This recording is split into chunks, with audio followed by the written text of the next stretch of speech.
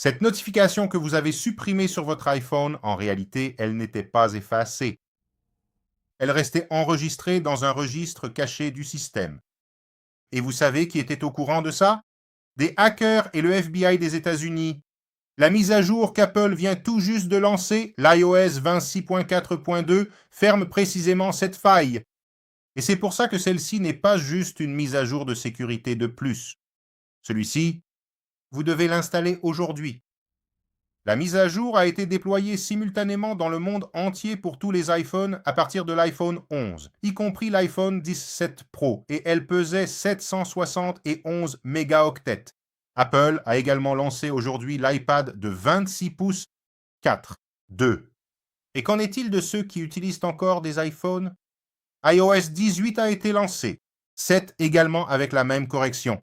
Dans la vidéo d'aujourd'hui, nous allons aborder aussi bien les utilisateurs qui sont sous iOS 26.4 que ceux qui sont sous iOS 18.7. Pour installer, le chemin est simple. Allez dans Réglages, Général, puis Mise à jour logiciel. Faites simplement attention.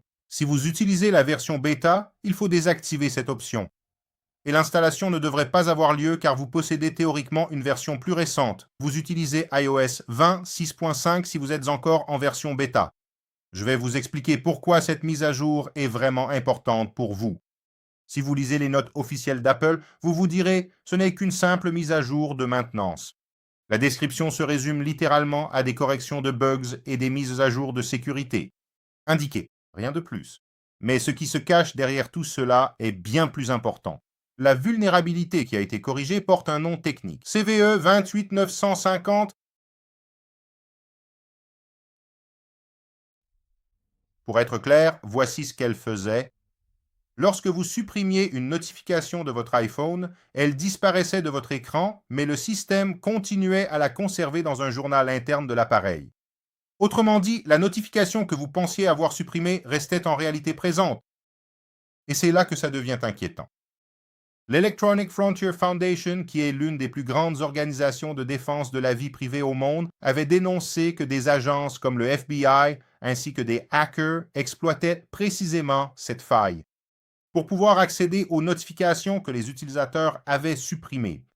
Réfléchis avec moi. Chaque notification qui apparaissait sur ton iPhone passait par ce système. WhatsApp, Telegram, Signal, email, applications bancaires, messages professionnels, tout ce qui apparaissait ici. Sur votre interface de message, cela restait enregistré sur l'appareil même après que vous l'ayez supprimé. Apple a corrigé cela avec une technique qu'ils appellent la rédaction de données améliorée. Concrètement, maintenant, quand vous supprimez, c'est vraiment supprimé. Même les équipes de Signal, l'application de messagerie sécurisée, ont aidé Apple à identifier le problème à l'époque. Et aujourd'hui, ils célèbrent publiquement cette correction. Alors, qu'est-ce que cette mise à jour n'a pas corrigé? Car il est également important de bien définir les attentes. Premièrement, le bug concernant le texte de Siri, cette fonction permettant de taper à Siri au lieu de parler, continue de poser problème. Apple a déjà corrigé ce problème, mais uniquement dans la version bêta 26,5, c'est-à-dire dans la prochaine version. Deuxièmement, sur iPad, le bug des onglets compressés dans Safari qui provoque le blocage de la navigation n'a pas non plus été corrigé dans cette mise à jour. Troisièmement, CarPlay s'est considérablement amélioré, mais certains utilisateurs signalent encore des problèmes. Si vous utilisez CarPlay tous les jours, cela mérite d'être pris en compte. Et vous vous souvenez, je vous ai dit au début que Apple supprime désormais les notifications? Oui, celui-ci s'éteint vraiment. Cela concerne uniquement les journaux internes du système. Il ne s'agit pas d'une modification de l'interface et vous ne remarquerez rien visuellement. C'est un changement interne à votre iPhone. Mais c'est un changement important. Concernant les performances, je l'ai testé ici sur iPhone 17 Pro Max. La mise à jour a été publiée peu après. Il fait encore froid, sans chauffage, c'est étrange. Les benchmarks ont donné environ 3873 en single core et 9933 en multicore, pratiquement identique à ce que j'avais sur iOS. 26.4.1, c'est-à-dire sans perte ni gain de performance. Pour la batterie, je dois encore observer quelques jours tranquillement. Mais je vais vous faire une vidéo spécifiquement à ce sujet, puisque l'iPhone passe un certain temps à réindexer tout en arrière-plan, et cela fausse n'importe quel test de batterie pendant les premières 48 heures. En ce qui concerne le stockage, il occupe 27,51 gigaoctets. ce qui est tout à fait normal. Maintenant, vous devez vous demander, est-ce que ça vaut la peine d'installer? La réponse est oui, sans détour, pour 2 raisons. La première, c'est la correction de sécurité.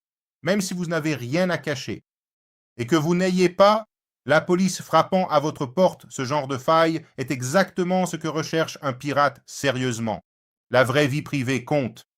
Deuxièmement, il y a ce bug du fond d'écran qui est apparu dans l'iOS 16.4.1 qui faisait aussi bugger l'écran de verrouillage, est également corrigé ici. Apple ne le mentionne pas dans les notes, mais je l'ai déjà confirmé sur mes appareils. Si vous êtes encore sur iOS 18, installez iOS 18.7.8. Il contient la même correction de sécurité. En regardant vers l'avenir, iOS 20.6.5 est déjà en phase bêta et devrait sortir en mai. Et on arrive à ce qui va vraiment changer la donne, la WWDC 2026, qui aura lieu le 8 juin, et c'est là qu'Apple va présenter pour la première fois iOS 27. Rappelons que Google, hier, a fini par annoncer qu'il travaille déjà sur la nouvelle Siri, c'est-à-dire que le lancement va avoir lieu. Et si vous voulez suivre tout ça, les bêtas, les lancements, les astuces, abonnez-vous à la chaîne et activez la cloche pour recevoir les notifications. Nous couvrons toutes les mises à jour dès leur sortie. Et si vous faites partie du groupe qui nous regarde jusqu'à la fin, je vais laisser ce mot secret pour savoir que vous avez regardé jusqu'ici. Écrivez ici dans les commentaires « notifications » pour que je sache qui vous êtes. J'espère que le contenu vous a plu et on se retrouve dans la prochaine vidéo.